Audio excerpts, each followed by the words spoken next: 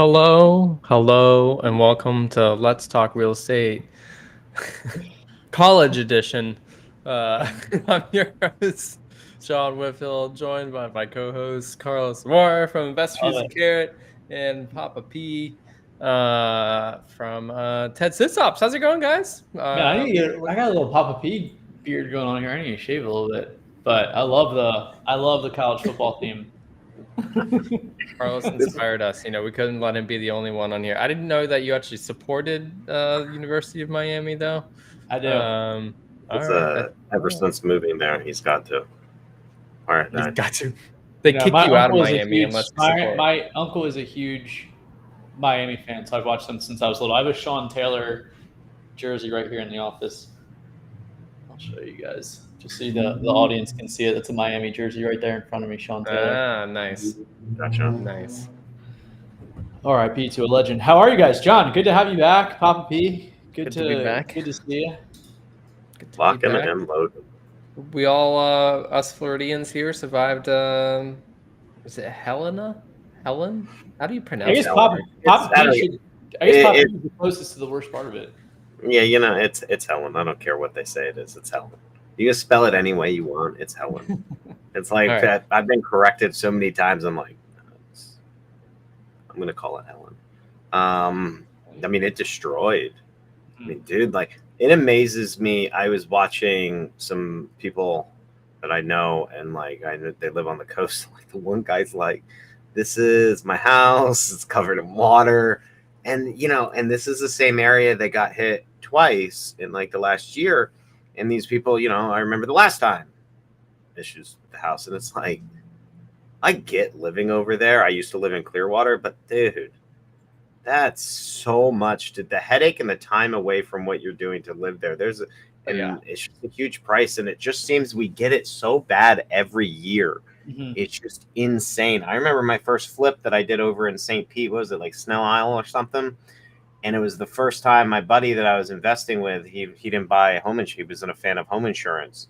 And we had a house without home insurance, and a hurricane came, and we came very, very, very, very, very close. Like, the water came up the street and almost got to the house. That was the last time. That was so new. Like, I just listened to what people told me. And he's like, we don't need it. From that moment on, every house I did, I was so paranoid. I was so nervous. So I can't imagine some people, like, I saw videos of people's rehabs just completely just ruined, like. It's like St. Pete and Tampa area. I mean, it's kind of surprising. I mean, the hurricane did not, if you're not aware of what the hurricane did, it did not directly hit St. Pete or Tampa. It went up the coast. Storm surge. It was the storm. Storm surge.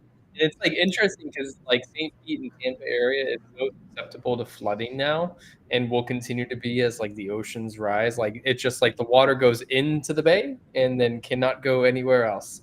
And so like they were expecting, I think, up to 10 feet, which is like the highest in a long time in Tampa. I mean, not even parts. I thought they were expecting up to 20 feet in some parts up the coast. That's the Big Bend was 15 to yeah. Okay. Yeah, I watched the videos of Cedar Key. That place. I just saw the Cedar Key videos, and I was looking. Remember when I was sending you those beach houses and stuff up in that area? Oh yeah, I remember that too. That's right where that hurricane hit. Yeah. I was just thinking. I was like, man, I want to go look at some of those listings and see like if they get taken down. And are those videos easily accessible to pull up really quick? That'd be cool to show our live audience outside of Florida. I have no idea. I don't know if I can. Let's see. So we have a park was the eye of the storm. So it's in Georgia. So I don't buy mobile home parks in Florida because of hurricanes. And I know guys who got parks all up and down. I've turned parks down and like that's crazy as a buy box criteria, isn't it? I won't buy anything in Florida because of hurricanes. I don't want to deal with it. Maybe if it's in Central Florida, I might consider it. And I have looked at some, area. but I just say no. Anything over in the Tampa area, it's just a headache. I don't know how people, because I was so stressed last night, thinking like, oh my goodness, like please just turn, like this is going directly over. And we just had a tree limb fall when the winds were at like 30 miles an hour and took out a roof that I had to go fix. And it's like, I was like, great, this is like a Category 3 hurricane gonna barrel right through this freaking town. And it did, it went right over. So I was like checking my cameras. The one moment I need my effing cameras, they're not online. I'm pretty sure I lost some solar panels. I think some cameras might be gone, so I got to drive out there and go figure out what I lost. Because I only one camera was working this morning, so yeah. Look at that pink. This is Cedar Key. This is like 50 minutes from my house, straight down the street. Like it just demolished. I think is this the shot? There's like a roof just in the street. Like just carried. Hurricanes are powerful, man. Can't joke with them. No, not at all. Alex Otwell had some hilarious weather updates. I saw somebody, some good advice for the hurricanes and stuff. Like they were driving their cars and their golf carts all the way up to the top of parking garages and stuff because they become free, I guess. I didn't know that, but it just boggles my mind how these play. I mean, they'll build it again, and next year. I mean, we have the thing is. So what really worries me is anyway, good news on my park. Nothing major happened as a report. We have someone running out to go check on everything for us. I'm still hoping my sign monument is up. Was it under evacuation? No. It's like 100 and some miles inland, but it went right over on its way to Atlanta. It just went straight through it. But and they had dug they were digging my meter. So they had this, I don't know, 6-foot pit. And it was right next to my sign monument, like a big brick, sign holder for out front my community. And the guy was telling me, the city workers telling me that it might fall over. And I'm like, well, hey man, you weren't supposed to dig the hole that close. You can't. He's like, well, can I just take it down? I'm like, no, I need down that. The sign. Yeah. And I was pissed because I'm like, well, are you going to pay for it if it falls over? This was before the storm was even in our radar. And so I had someone go out and check because they were supposed to complete it. They never did. The hole's still open. So I'm nervous to see if my sign monument, because all the rain would have washed out the wall of the pit, and I'm afraid my sign would have just plopped in. Fallen in. So that's the only thing I'm still uncertain of, but we haven't gotten any reports. No tenants called. We texted, blasted everyone. There are some things I wish I would have done differently. It had me thinking this morning, I'm going to work out a hurricane prep document. So I want to, one of the things, and me and Carlos kind of touched on it, the difference between a mom and pop and someone who's corporate is how we prepare for these situations and being able to put money behind it, being able to pay the money needed to make sure our vendors are ready the day of a hurricane or the day after. And I didn't do that this time. I didn't call my handyman. I didn't call my electrician, my plumber, or my lawn guy to pick up sticks. And I was like, man, although I could do it today, I was like, I really should have been prepped for that the day before, so I know who's in town and who's not. I just wasn't expecting a hurricane to barrel through central Georgia. It was not on my radar, and I didn't even believe it up until 2 days ago. I'm like, there's no way it's going all the way that far inland. It'll veer left, or it'll turn and come into Florida. It's not major downgraded. It was going fast. Yeah, I know. Super fast storm. What is the cause of a hurricane? From a science perspective, I was just watching a video on this, and I stopped watching as they were about to explain the two things that cause a hurricane. So I can't answer that for you today. Yeah, I think it's the warm water pressure, lots of precipitation, and then something with wind. Yeah, hope you enjoyed that technical. Usually comes off the coast of Africa, I guess. But what I was getting at is what worries me is there's another one coming next week. Then another one following the week after. So the third one, they're still watching if it develops. But supposedly the second one is already developing and is supposed to be following almost the same course, coming straight up the Gulf Coast and potentially barreling down on the same towns again. And of course, we don't know that until it gets further up and all that. But the spaghetti models show it generally going. I mean, same spot. Dude. Yeah. So. I mean, I don't, and I was thinking about my insurance on my park. These are all things that you think of. When you're going to have a lot of practice here in the next few weeks. So whatever you didn't do the first storm, you can do better the second storm. And then when you didn't do the second storm, you can do better the third storm. That's life. The universe is providing practice. It's how lucky can you get, right? We had no major damage that we know of yet. Cross my fingers. But, then the second time comes, am I still going to be lucky? Then the third time, yeah.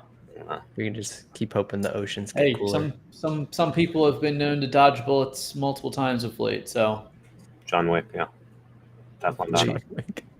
hopefully the force is with you. I need to look at the 2 hurricanes. I got some family coming in middle of October, so hopefully that doesn't change. No, they should be done. They should be done by I think the last one that I saw was Second like week. the 10th. Yeah, the 10th. Yeah. So the 4th through the 6th should be the next one that comes up the coast, and then the other one's like the 10th, the 11th, and stuff. So, so I might be going out. I don't know. Well, I'm waiting for a report to come back, and then I might, depending on what that report says, I might have to head up to the park tomorrow or something to deal with any issues. But I definitely got to go and figure out what's going on with my cameras.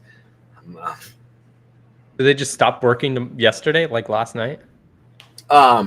It says I lost. Yeah, so some of them lost connection, and then one just straight up says no connected power source, which is the one that I think the solar panel must have flipped, because it's a camera and then a solar panel, and I put them on the telephone or light poles. I screw them into light bulbs, so I don't know. Interesting. They connected to they're not like cellular, are they? Internet based? Yeah. Okay. So it's 4G, Maybe so it's not like internet. a constant. Oh, it is 4G. Okay. 4G LTE, so it's not like I got constant streaming. I can only click in and stream when I want to, and then it snaps photos at movement and stuff like that. Yeah. Fun stuff. Well, I hope your park's fine.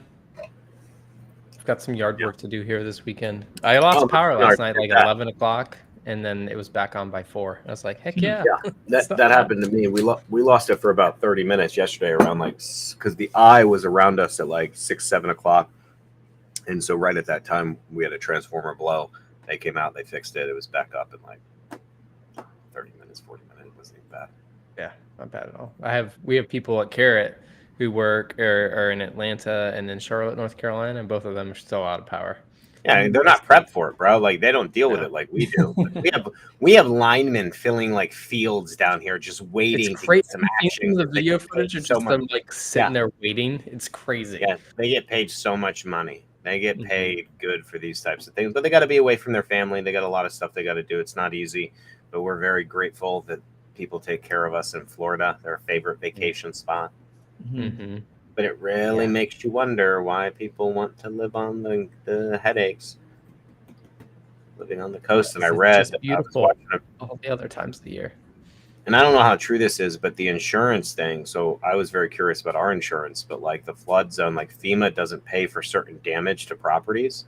So a lady was talking about all the damage done that comes out of their pocket because it covers like drywall. I'm gonna mess this up. Drywall, maybe cabinets. It covers certain things, but like flooring, different things. It's all on them to do.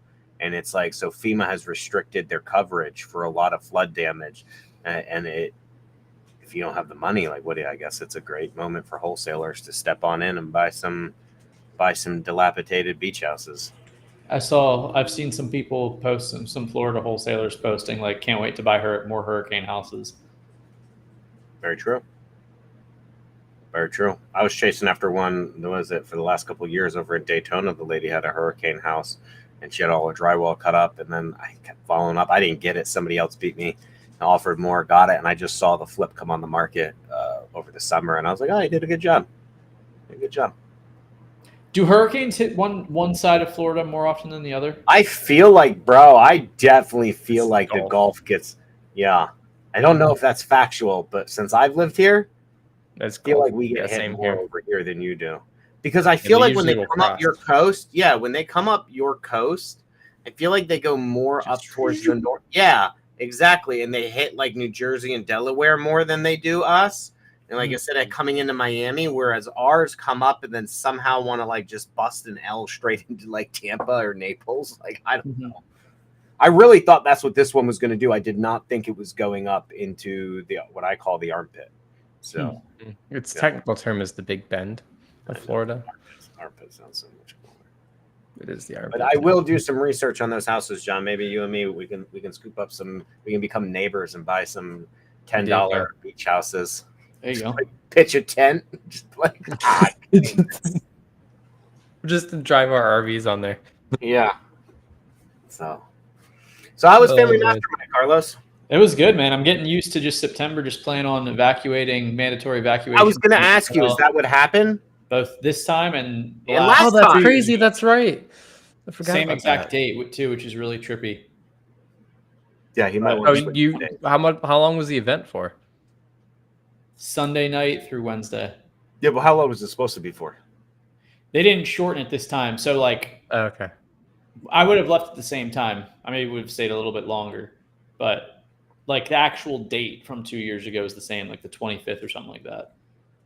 That we had to. Did you drive over? Yes, drove over in the remotelatino.com vehicle with Esteban. He Oh, picked me up. nice. We drove over, and then I drove his car back with Omer, his business partner, lives in Colombia. Wait, Yeah. So it was kind of Esteban funny. go? It was they were on call. He's dude. People that do like live restreams like in the car, just random places, they're like wild to me. Like I have to be like in my office and I like got my setup. So they did like a full like an hour like restream webinar in the car for part of the drive. That's kind of crazy. For what? Remote Latino is promoting their app. So I guess it was like a webinar to their user promoting like an app that they're launching, which is like a marketplace essentially for people that want jobs to be able to apply, and then companies that are looking to hire being able to scout remote workers. Similar, yeah. Just you got to be Upwork, Just online REI jobs focused? mainly REI focused, yeah. Okay. Mhm. Interesting. if you're Filipino, you're out of luck. Go to remotefilipinos.com. Exactly. They bought all those domains too. Did they? That was smart. Yeah. That was smart. Remote That's so Americans, remote Africans, remote Asians. So smart. A ton of So different smart. domains. Very, very smart move. Mm-hmm. Mm-hmm. They plan to go into those other ones, or they're just like I think they don't just want- bought it. Just kind of taking out like an extra insurance policy for a hurricane. I do that. Random state. When I buy domains, I'm a hoarder of domains. Love that. I've just released some though, some different things that I no longer am even give a crap about, and I just unrenewed them after like 5 or 10 years of just paying for this domain. I'm like, yeah, this is gonna be nothing. I'll just load this one Dan off. Schwartz was the same way. I think the first time I logged into his GoDaddy account when we founded Investor Fuse, there's like 110 domains in there. I was like, what is happening? Why? Sounds about right. Because I buy different variations and the plural. Yeah, of he would that do the same thing. variation. Yeah. Yeah. That's pretty funny. funny. But yeah, How it Family works. Mastermind was really, really good. A lot of new members in there, a lot of existing people we knew. I would say one thing that's not like a major theme, but a few people when I kind of just like touch base with them, ask what's going on. Like the trend for the importance of AI has seemed to gone down significantly. People kind of said that like it's kind of said like the importance or like need for it. Chris Jefferson did a good presentation on how he uses AI, and I'm like going back and forth with his AI chatbot or text messaging with his AI that he's using for his coaching business, which is actually pretty solid. But yeah, a lot of people have less importance on AI. Marketplace wise, Any reason why they feel like that? I don't know. It feels like maybe it's like a stagnation in use case, or like maybe people have been. I think one of it, at least from my perspective, is a lot of products are promoting AI features or AI functionality where it's like not really fully, anything much different besides like a GPT prompt, something like that. So I don't know. It kind of just seems like it maybe got like it's kind of like correcting for the amount of importance it got. But who knows? At the next one in 6 months, The excitement is AI will take. Yeah, when people realize, I could just go to this in Chat GPT, like this isn't as groundbreaking. Even though it could be like a time saver, it's not like Terminator is here. Exactly. I can't think of There's a lot like that. Like I do my blog, and like so WordPress has this like AI thing where it can review your blog post and like tell you things. I do that in ChatGPT, and so the one time I asked the exact same thing, and it gives me the exact same pro, con, or positive, negative about my article or whatever. It's so there's no difference. Yeah, they talk it up like, oh, we have built-in AI, but it's like I do the same. If I ask it for a header or subject, titles, like help me with the title name, same thing if I did the same thing in ChatGPT on my own account. So it's like, yeah, you pay, they get you to upgrade the plan, but really that feature I can do already. So the other thing is I think people just are overwhelmed with the amount of options of like, you need to buy this because of AI, you need to buy this because of AI, you do this. I think you can over automate something too. Like, I think automations are great. You know, I'm definitely been converted to how automated I can get, but at a certain point, like, you just got to go make money. Like, making money, sales is the priority. Sometimes people overthink building of the back office or operations. It can get too much, but it's not necessary. To point at that, or do you feel like, because one of the things I've always said about AI is like, I feel like it will always be more useful in core tools that are part of your business, that are like cornerstone to your business, versus like, I got this over here and this over here, and I've got to go do it over here and over here. If it was in the cornerstone, do you feel like people would still find it as important or as beneficial, and versus like using 6 other tools? I don't know what cornerstone means. Like a base, like Investor a views. foundational. Oh, okay. Yeah, I mean, I know what word means, but you meant like if it's in my main software. Yeah.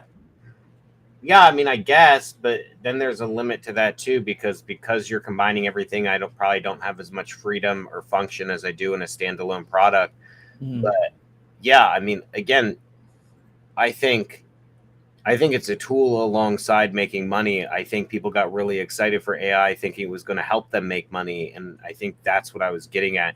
AI is not going to help you make money. It's going to allow you to go focus on making money. But then in order to pick the tool, use the tools, implement the tools, build the tools, set up the automations, the APIs, whatever it is, it's so much work. And like, and then every single software is like, use this. I have AI now, and I have an AI chatbot. And then you find out this chatbot's the same as this one. They white labeled this, or they just used it, and you've been bamboozled and tricked into thinking. And anybody who thinks that a real estate investor just happened in a few months to write his own code, hire developers, project manage, and build his software, you're an effing idiot anyway. So like, your money should be lost. But like, most of these guys, none of them have that level of intelligence. Well, not none of them. I'm sure there are a few that I know of, a couple who have actually stopped and went and built some software along with it. But I remember the story. I'm not going to name names, but John, remember that time I was bragging? I was like, oh yeah, this guy, he built this software. It's got all these features. I got sent this. Me the screenshot, and I was like, no. That's just blank white labeled. And I was like, what? And it's kind of like when you find out wrestling wasn't real, the WWE, and you're like, oh, the mask has been lifted. So I think that's what I was getting at, though. So that's pretty shocking. It's not shocking, Carlos, that other people are seeing that, and people are just saying, I need some function, but like trying to use AI in every aspect is just, it's counterproductive. Yeah. 100%. Before next bullet point I have written here for Family Mastermind, I did try out the Meta glasses. I don't know if you guys have any of the I've seen the videos of those. Let's not do a tangent on those. Let's not do a tangent on that, because I just saying, Mark Zuckerberg, once again, another product who wasn't smart enough to figure out himself, and he has to steal somebody else's idea to try to make it better. Whose idea is he stealing, though? I literally don't know enough about it. He started Orion about like 10 years ago, which was like 2 years after Google released their Google Glass, which again, the cost and adoption wasn't there. And it's just another thing. Like, he has yet to invent something of his own. He's either buying somebody else's company or failing at inventing something or just stealing somebody's idea. Like, I would love for him to just come up with something on his own. Aside from that, they look fucking cool. They look really cool. Wow, I had him on some Ray-Bans, and you can just say like, Meta, take a picture. Takes pictures from the glasses. Pretty sick. It looks highly awesome. Yeah. It's like Tony Stark Edith glasses, if you're familiar. So it's funny because I was like, here's my train of thought. Would I trust Mark Zuckerberg for me to wear these glasses about my day? And I go, you're not pre-MMA, Mark Zuckerberg, probably not. But like, I feel like ever since he started taking jiu-jitsu, like things have really changed for him. And I don't know if it's the people he's hanging out with that have changed, and he's less Silicon Valley and more like real world people. That then releasing the letter about like how he admitted being forced to do what he had to do and all these things. And I'm like, well, maybe he's changing, but Facebook is still a giant company. I'm missing a lot. I'm not staying on top of my Silicon Valley news, apparently. Oh, Mark Zuckerberg has kind of gone leaning more conservative than Democrat, and he issued a letter stating all the conspiracy theories about the Biden campaign and the Democrats bribing, and not bribing with money, but basically putting leverage on him to censor, remove stuff related to Donald Trump, the 2020 election, all that, and how he wishes he never did it and all that. And then, he's come out and spoken about a few other things, but just a little different.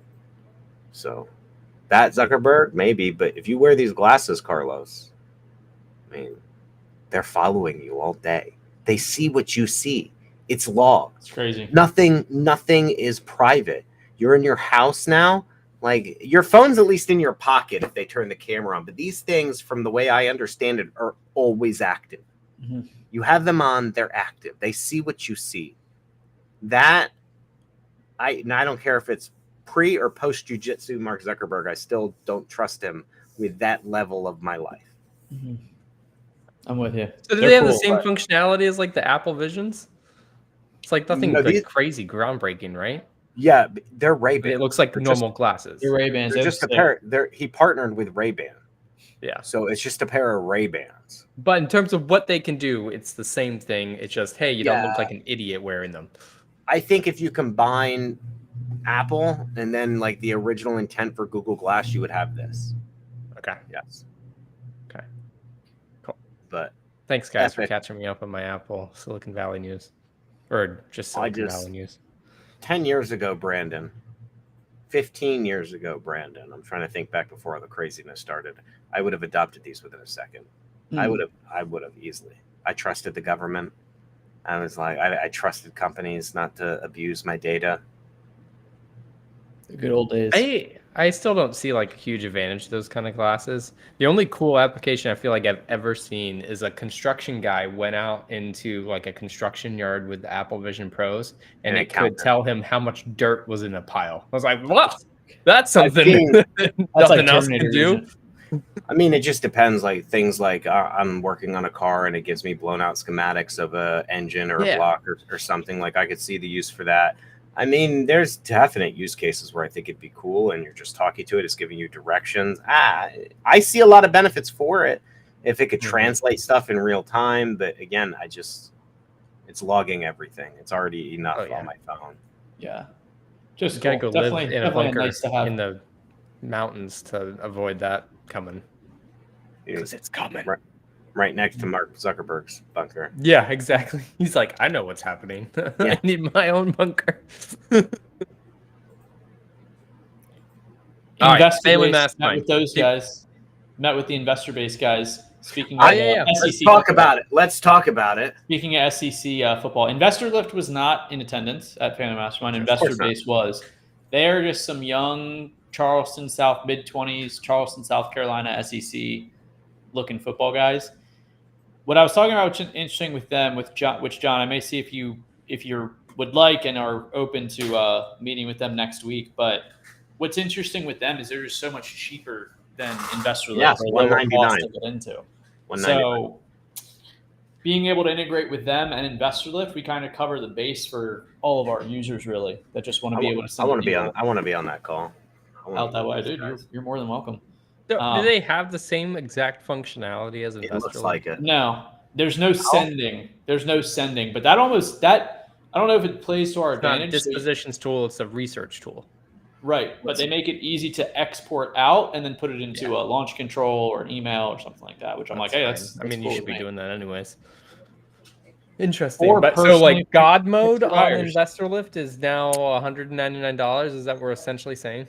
I don't know that, but it still nationwide property searches, free skip tracing, free LLC owner lookups, flipper and landlord detection, compatible with single family, multifamily, land, mobile homes, and condos.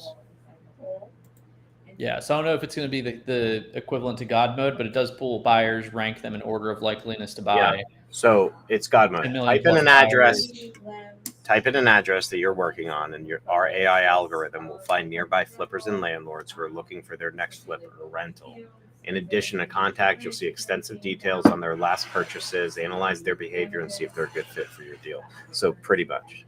So God mode, though, is really built on the people entering God mode, putting in their buyers, and then adding public data onto it. Sounds like they're just using public data, which by now probably is just as good. unless people are hiding behind LLC names. So yeah, it doesn't have like his. There's a lot of limitations because they're only using raw data, not live customer data.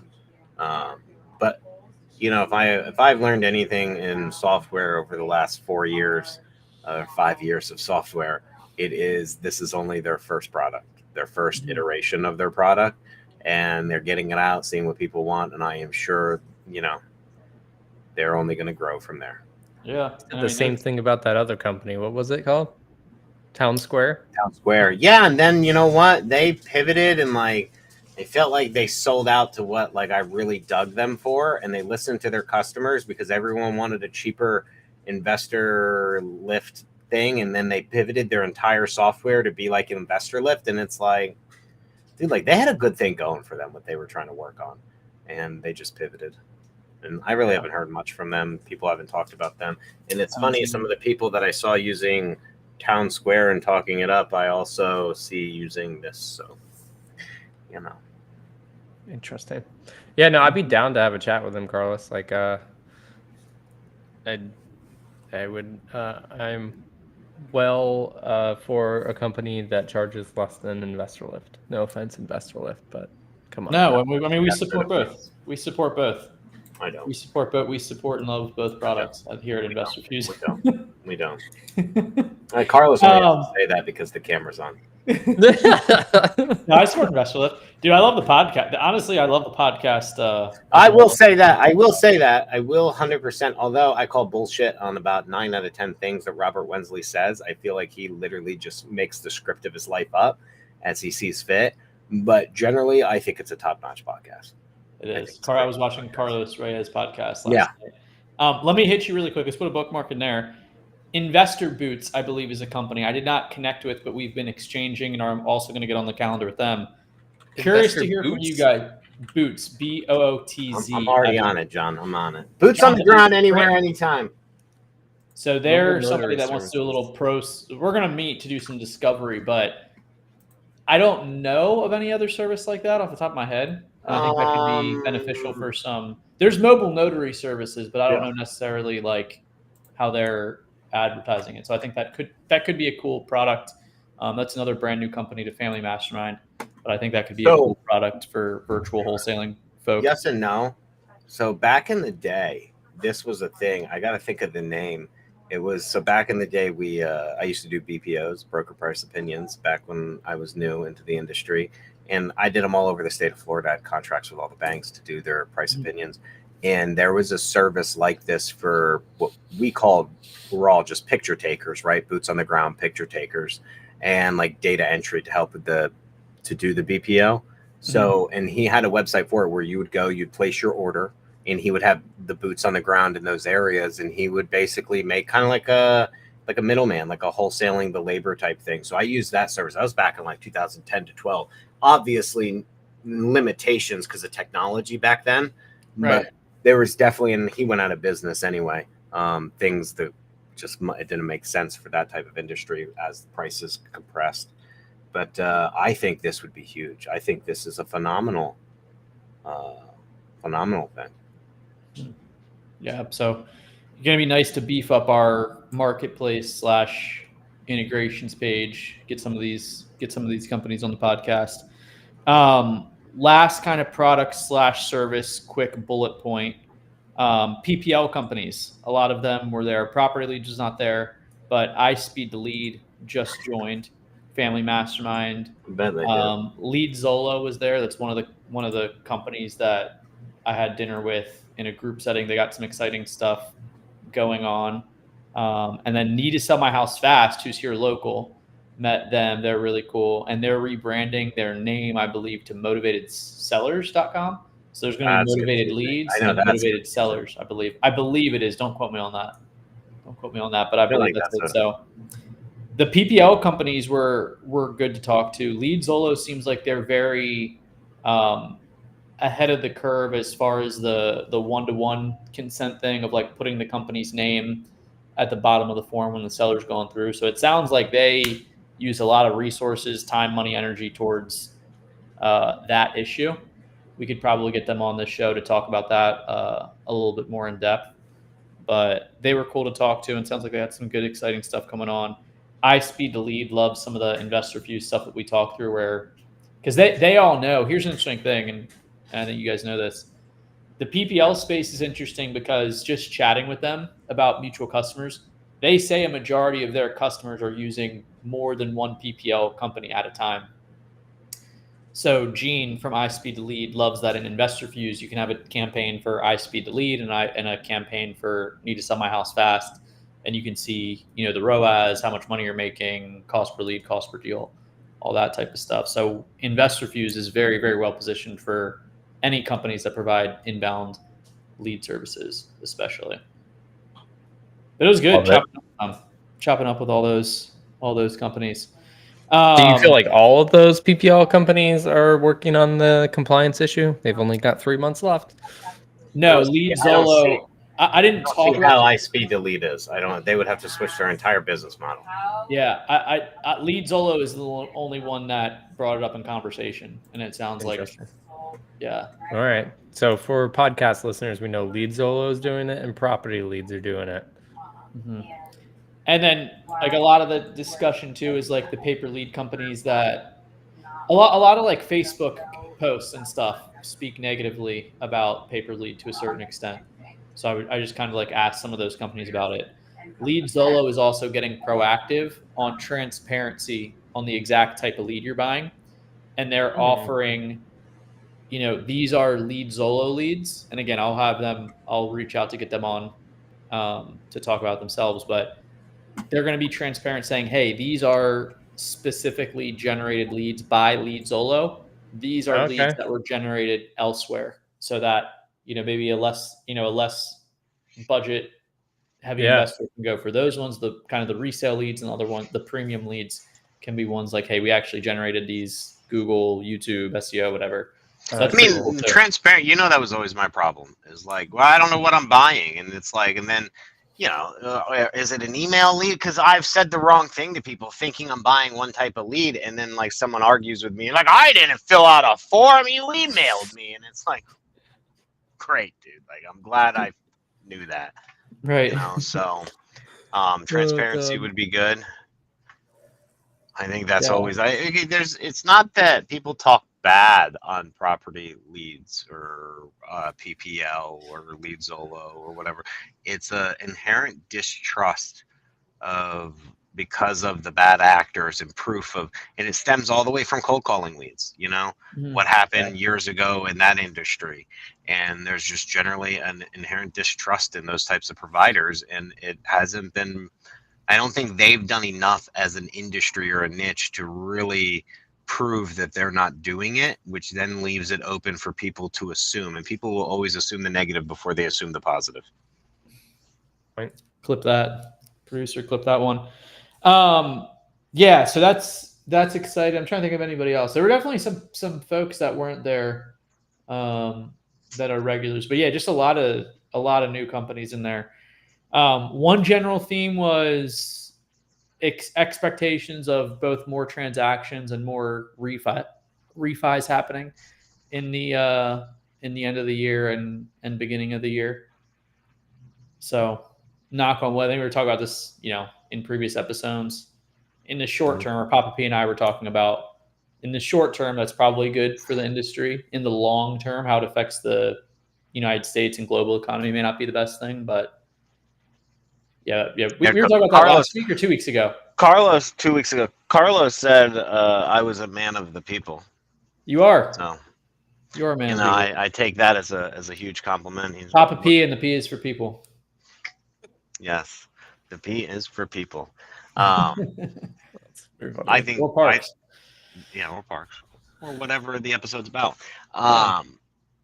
And there's still some people out there talking that I've heard talking about how they think next year, there's going to be a lot that goes in, so they lower rates and stuff. But we're going to a slow time of the month or a year, and if people take it as, let me keep going and try to load the market up with stuff, and it's not absorbed with low rates, we could be in for some more stuff next year.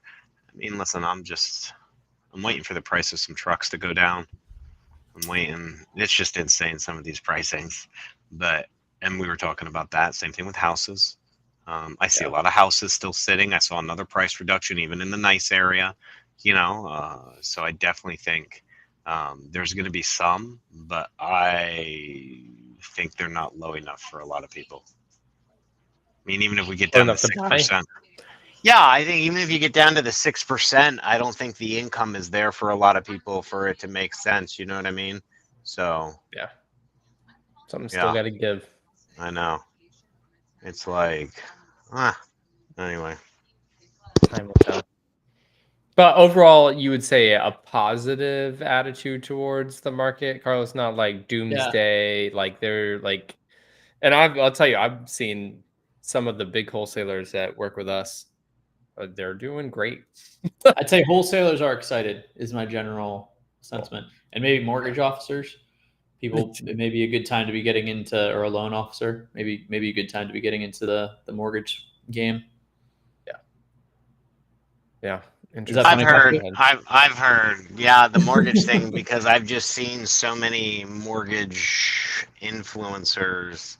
Like, it's like they were quiet. So, like, I follow a couple, like, local ones and some more, statewide, whatever. But, they were out there for like a couple years. Just, and the new mortgage people who didn't do social media, they were really getting like their feet under it. And they were like, oh, yeah, time to buy a house. I'll help you. And then, like, they went ghost. For like a year, unless you would get the random post that'd be like, date the rate, marry the house, like it's okay, rates will come down. And like you see that once every other month, and now all of a sudden they're all back out with their social media posts like, now's the time, take advantage. It's like, get out of here. I'm surprised you're even still working there and you're not back at McDonald's. Yeah. It's like, but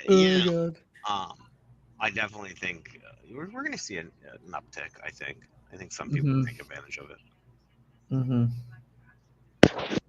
Agreed. Yeah, it'll be exciting to see. But yeah, great event.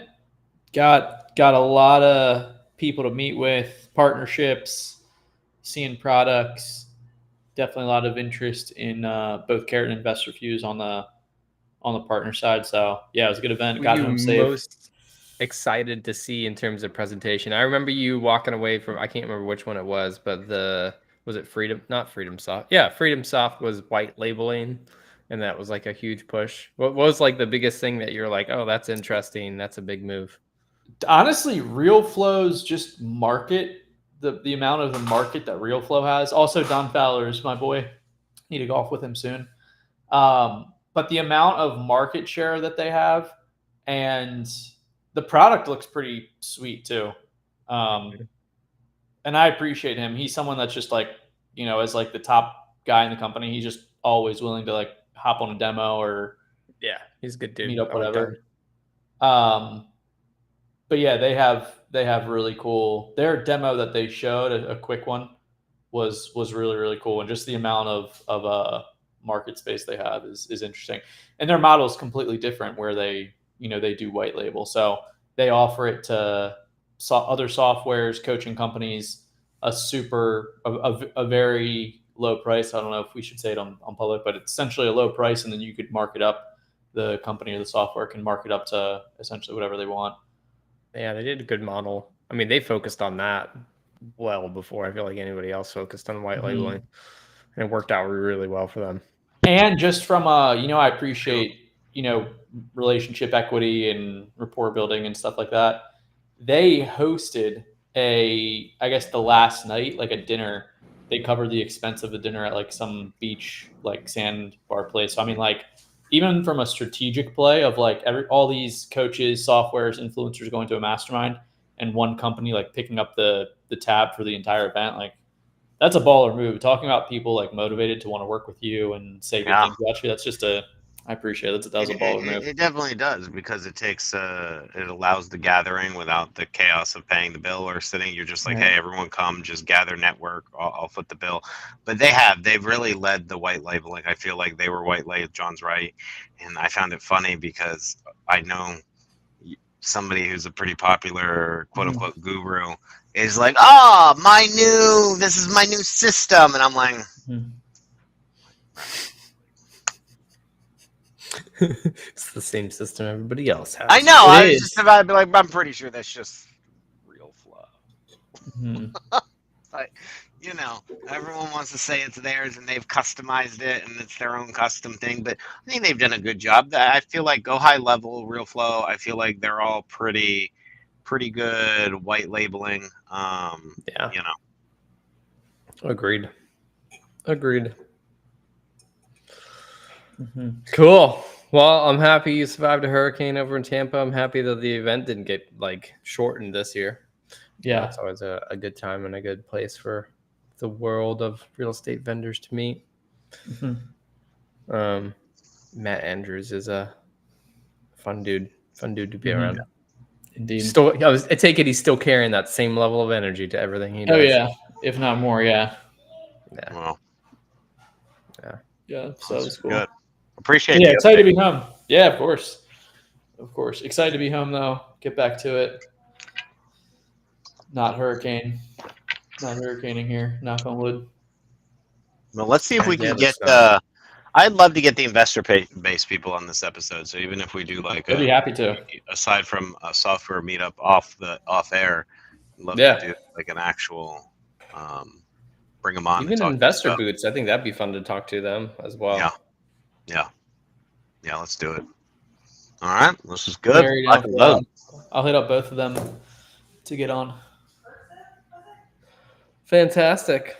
All right. Well, that was a good recap episode on hurricanes and Family Family Mastermind. Mastermind. I wanted to call it investor fuel for a second. I was like, that's not right, brain. Stop. Mike Hambright was there, but no, it's not investor fuel. Cool. All right. We'll tune in next week for we'll get back to some other topics. So all of us are back to work.